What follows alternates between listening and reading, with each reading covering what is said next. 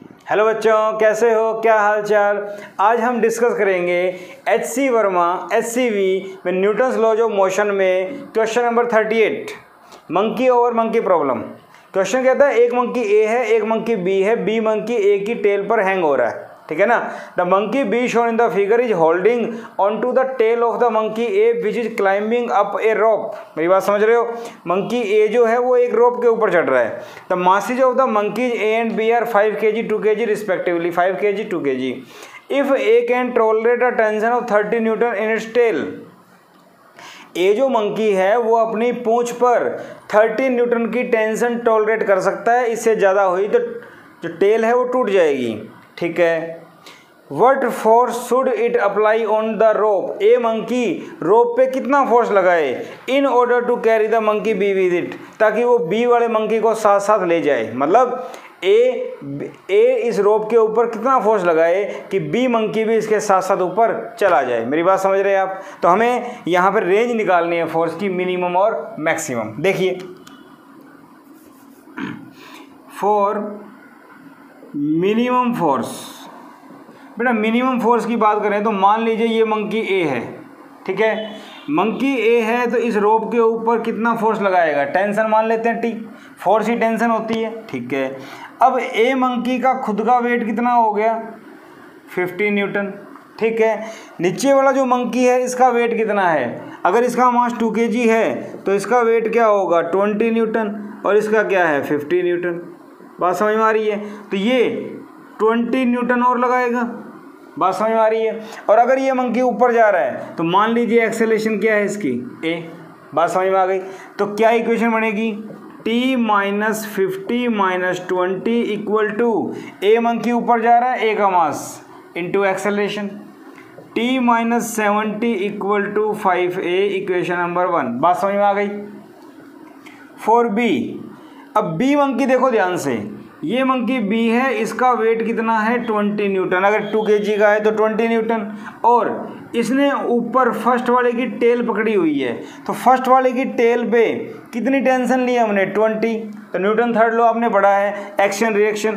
तो इस पे 30 तो इस पे कितनी, सॉरी इस पे 20 तो इस पे भी कितनी लगेगी 20। मेरी बात समझ रहे हो, बोलो। इसने इसको पकड़ा तो इक्वल अपोजिट आएगी इस टाइप से, ये भी 20 ये भी 20, ठीक है। और एक्सेलेरेशन क्या मान लें साथ साथ ए। अब यहाँ पे देखो न्यूटन सेकंड लॉ क्या कहता है, ऊपर का फोर्स माइनस नीचे का फोर्स मास इनटू एक्सेलेरेशन, ये तो 0 आ गया। तो बेटा ए कितना आ गया आपके पास 0। ए अगर 0 आ गया तो फर्स्ट इक्वेशन क्या बन जाएगी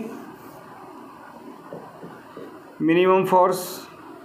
तो फर्स्ट इक्वेशन क्या बन जाएगी, देखो फर्स्ट बनेगी t - 70 इक्वल टू 5a, ए क्या है 0, तो t - 70 0, t इक्वल टू बेटा आ गया 70 Newton. This is minimum force, ठीक है। बात समझ में आ गई, ओके। अब देखते हैं मैक्सिमम फोर्स। मैक्सिमम फोर्स की बात करें तो मैक्सिमम टेंशन कितनी टॉलरेट कर सकता है ये 30 न्यूटन, तो वो ले लो। ए की बात करें, ए पे खुद का वेट कितना बेटा 50, और अपनी टेल के ऊपर मैक्सिमम कितना टॉलरेट कर सकता है 30, तो 30 ले लेते हैं। बात समझ में आ गई।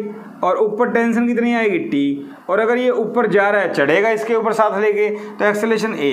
तो यहाँ क्या बनेगा t - 30 - 50 इक्वल टू मास ऊपर वाले का 5a, इक्वेशन नंबर 1। बात समझ में आई। t - 80 इक्वल टू 5a, इसको 1 मान लेते हैं। क्वेश्चन समझ में आ गया, बात समझ में आ गई। स्टेटमेंट इक्वेशन आपके सामने है। इसके बाद देखो भाई, इसके बाद हम अगर आगे बढ़ें, फर्स्ट इक्वेशन मेरे पास आ गई फॉर बी।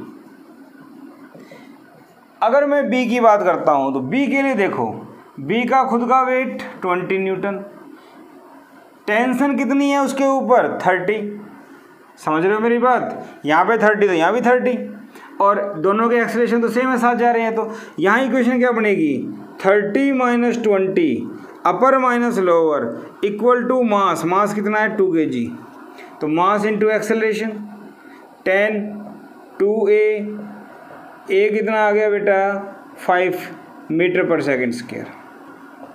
इतनी बात समझ में आ गई। एक्सेलरेशन 5 मीटर पर सेकंड के मेरे पास आ गई।